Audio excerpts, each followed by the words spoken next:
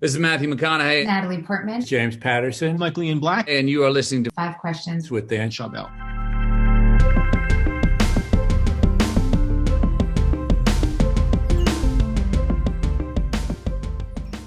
Gary, welcome to Five Questions. Thank you for having me. Or should I say welcome back? This is my sixth interview with you since 2007. And congratulations on 12 and a half. An amazing read. Of course, not too much of it surprises me based on knowing you for such a long period of time. And it's your sixth business book. And of course, did anything pop out as somebody who obviously has interacted and consumed, and we've interacted a lot? Was there anything that caught you? You know what? For me, I think it was reinforcement for something that I've been thinking about. And you and I were similar in many ways, obviously. Came from like an immigrant family, hard workers. I've been working since I was a little kid like you. And so like the work ethic thing is penetrated through everything you've done, of course. But one of the things that you said actually is that curiosity is one of the top soft skills that you mentioned in the book.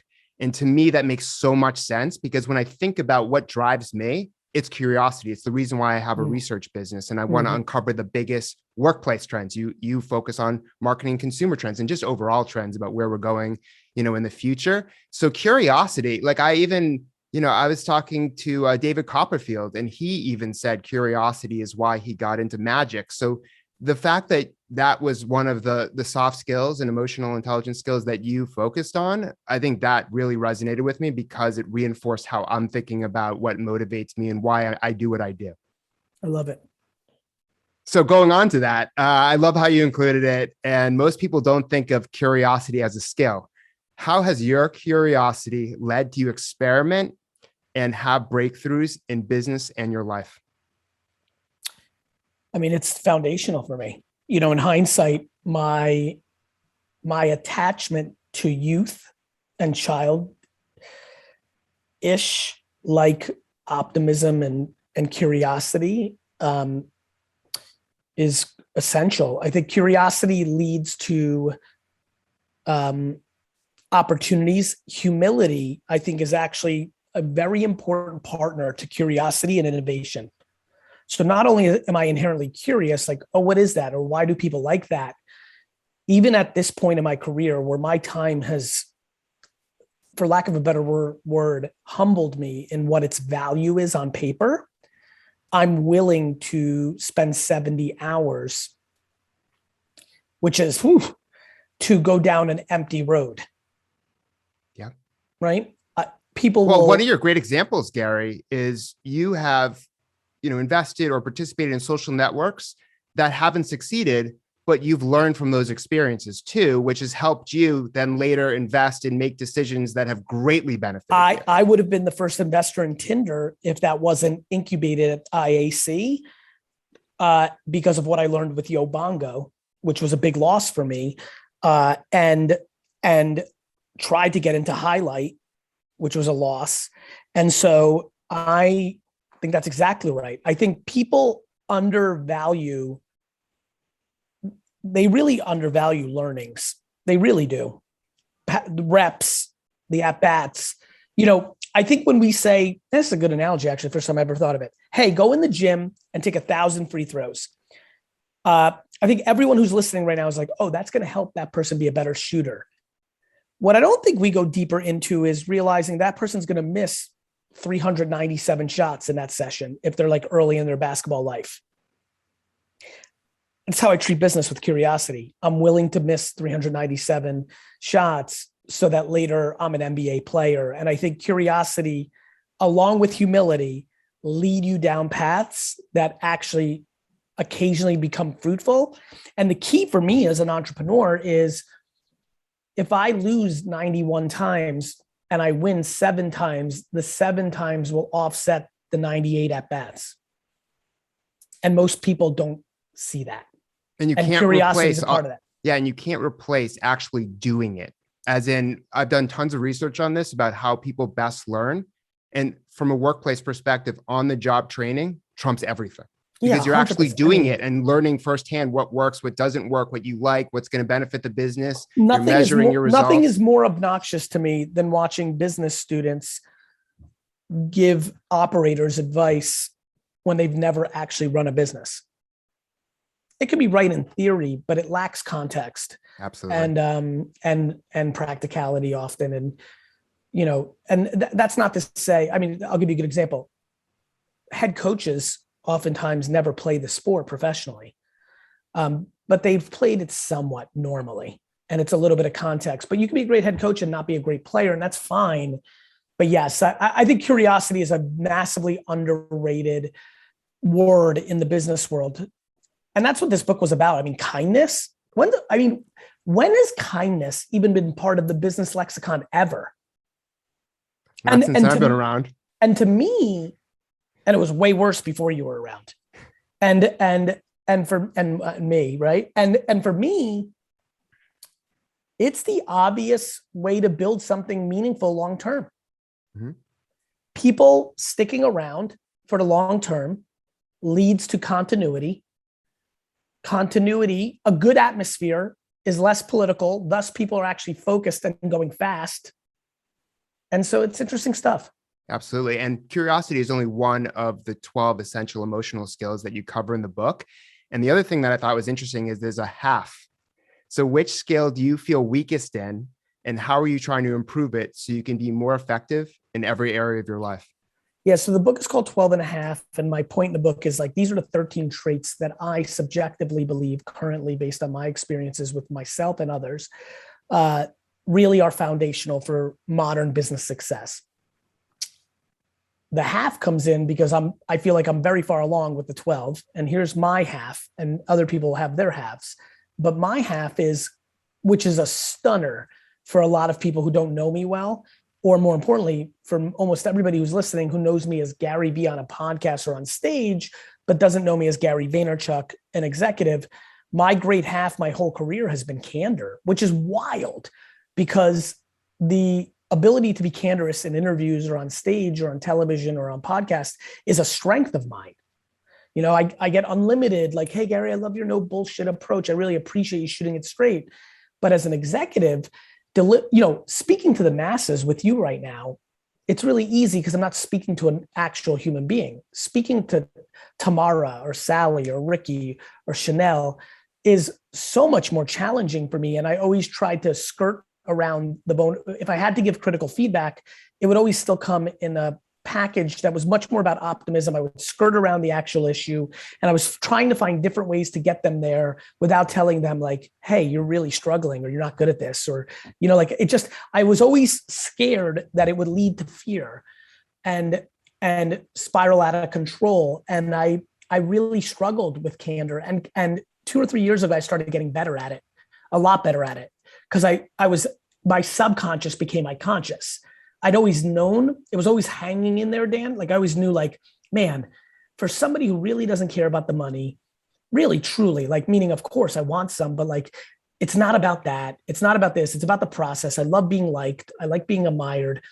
Why do I even have anybody who's ever worked for me not love me? Oh, wait a minute. It's been this candor thing, right? Dan, you're doing great. Dan, you're doing great. Dan, you can get this. Dan, listen, the way you're working with Johnny, listen, maybe you'll just, and then all of a sudden, Dan, you're fired. By the way, Gary, please. What you said is so important, because you want to be liked. Very few people will admit they want to be liked, but I think at everyone's heart, if they were very honest with themselves, they want to be liked as well. So I adore being How liked. many other people do you know who says, I want to be liked, but they do want to be liked?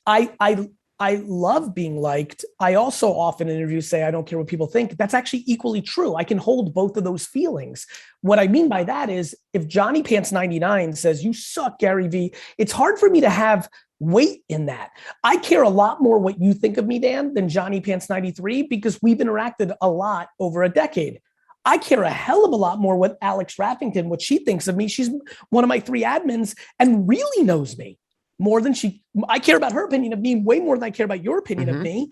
And so that's what I mean. But all in all, I want Johnny Pants 93. I want you, and I want her to like me, because I'm aware that I got very fortunate, lucky, a word that I hate using because I think people weaponize it, but very lucky and fortunate that I was given natural DNA that is good, parented well, circumstances that led to good work ethic and kindness and a million other things. So yeah, I mean, anyway, candor is my half. And when people go through this book, whether it's gratitude, so many people lack gratitude. It's wild.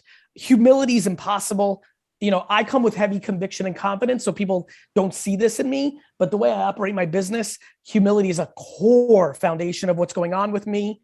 You know, empathy is well documented at this point in my career. I named my damn winery after it. And you kind of go through it, self-awareness. One of the things that makes it very easy for me to navigate is I understand why somebody wouldn't love me if they just saw a clip on Instagram where I drop the F-bomb 9 times and I go aggressive at something and they're like, who is this guy? Of course, many people with the way they were raised would be turned off by me. That's self-awareness and empathy. That's, you know, so there, I really go into it in this book, but it's also things like tenacity and ambition.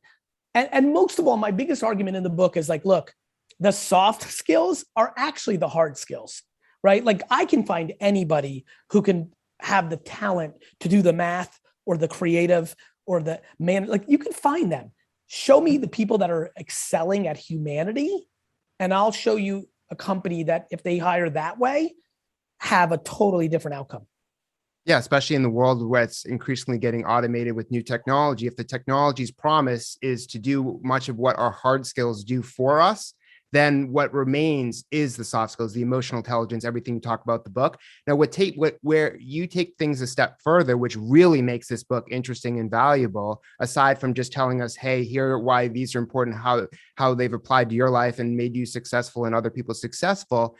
How do you tailor these individual soft skills to different people? Like you mentioned, like a coworker or secretary or someone you interact with, environments and situations, because that's where things get complicated for people. It's the only thing that matters. Like a vanilla strategy without context is always going to lose.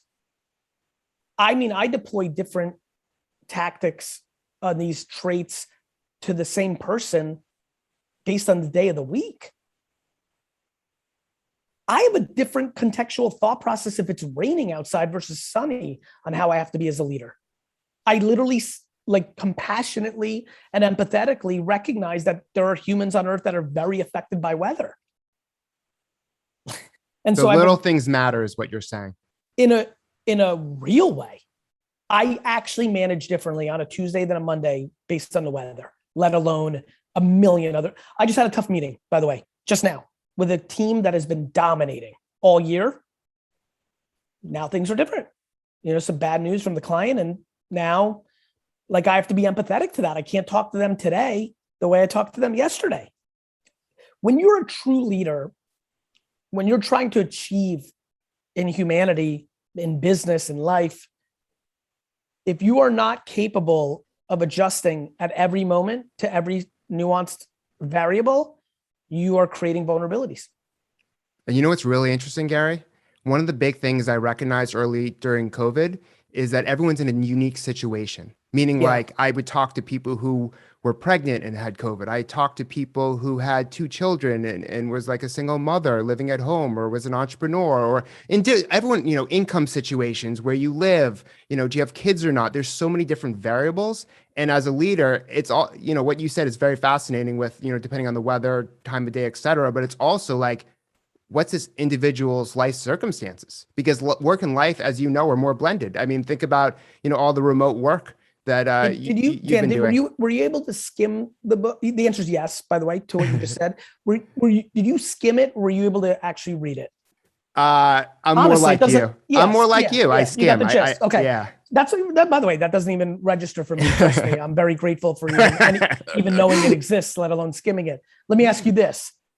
Did you skim the part where I talk about a scenario, a make pretend scenario, where the employee that's upset with the manager may want to consider the fact that something atrocious happened to the manager's life that day? Yes.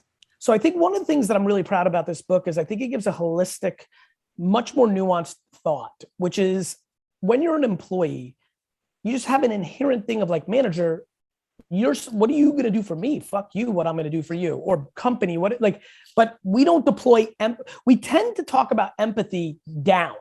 Mm-hmm. Hey, leader, have empathy for your people.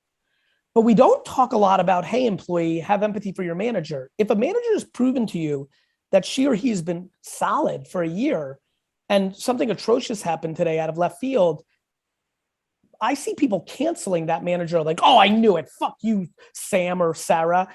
What about having compassion and empathy to the thought of like, man, I hope everything's okay with Sarah or Sam. This is out of character.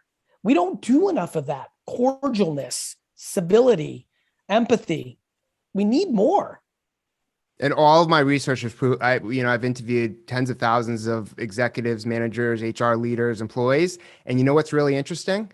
The higher up you go in the hierarchy, the more they're suffering from mental health. 100%. And so that, I've done a whole course with LinkedIn about managing your well-being as a leader, because they're the ones who are suffering, but no one's thinking about it because they're making more money. But they have more responsibility, so that's more stress.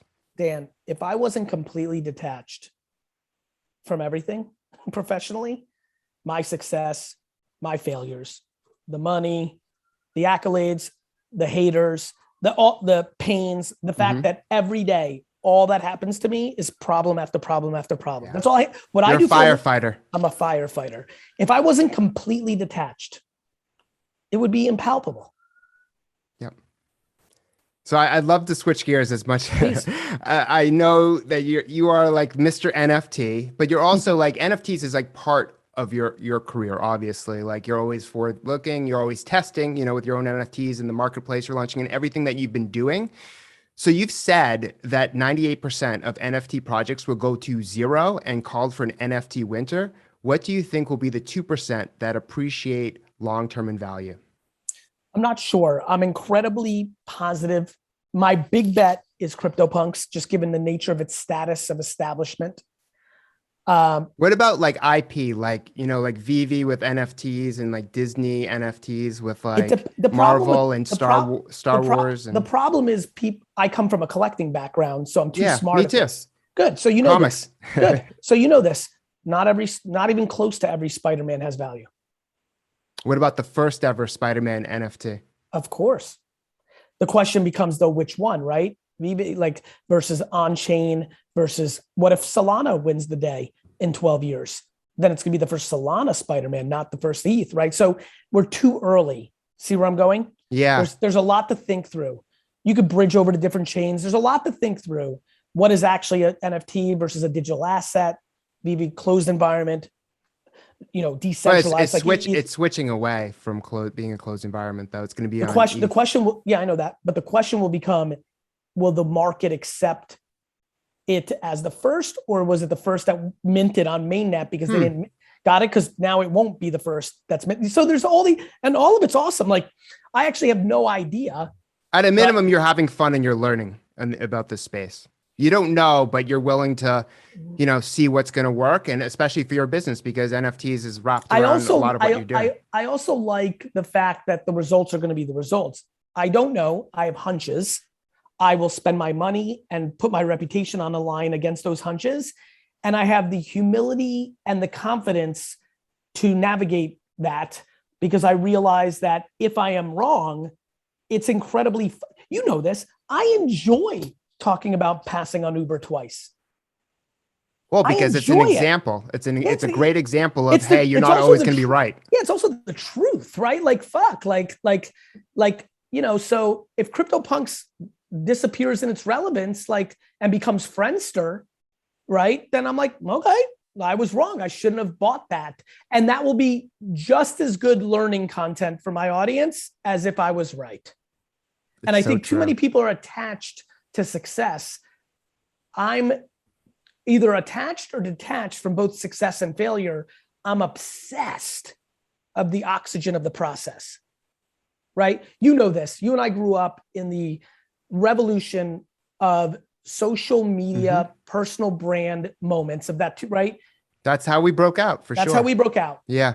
You are very aware because you were actually there. You're not reading it in my Wikipedia. You are aware that when I hit the scene, there was 500 other people that in theory looked like me, right? But when you did Wine Library TV, I had no interest in wine, Gary, but I still watched the show. To me, that's how I knew you were going to be successful. I think that's fair. You said to yourself, because you're thoughtful about psychology that, okay, wait a minute, this dude may be different because I'm not interested in the subject matter, but he's compelling enough for my interest. You could have talked about anything. Right. What you didn't know at the time, nor did anybody, nor did I myself, other than my own hopes and convictions and intuitions, is that I was obsessed with not compromising my reputation for anything at all costs, including how I predict, AKA observe. I don't predict, I just talk early enough. The way I handled myself, I'm not transactional.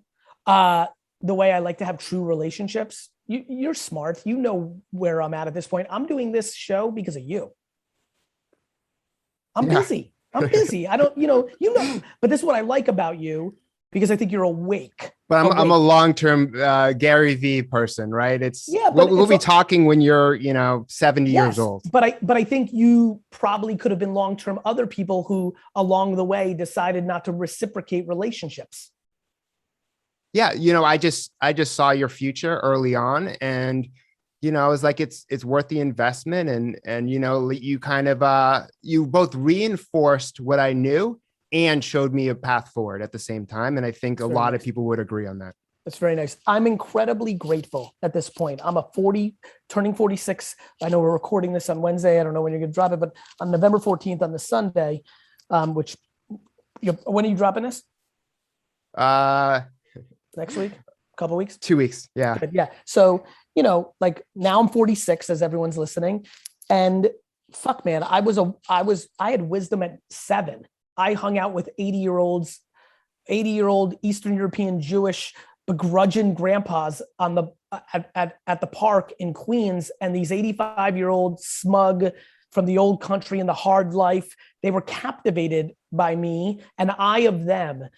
I, to this day, believe that I'm an old soul, that yes. I was born with wisdom and then parented with it and then circumstanced with it.